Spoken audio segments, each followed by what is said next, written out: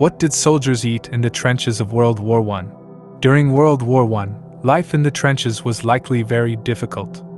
Interspersed among the long stretches of monotony came fleeting bouts of pure fear.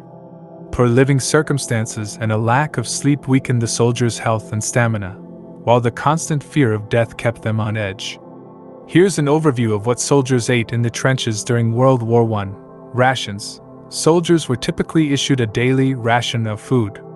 These rations varied by country, but they generally included items like canned meat, hardtack biscuits, canned soup or stew, and canned vegetables.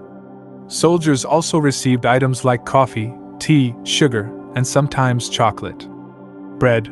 Bread was a staple in the soldiers' diet, but it wasn't always readily available in the trenches.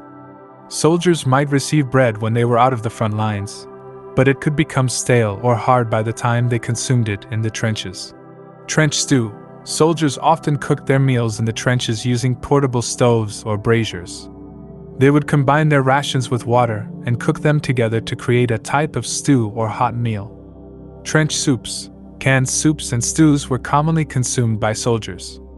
These could be heated and eaten to provide some warmth and comfort, especially in the cold and damp conditions of the trenches.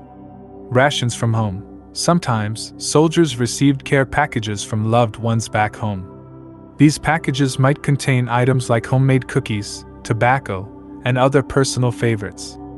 Foraging. In some cases, soldiers would forage for additional food.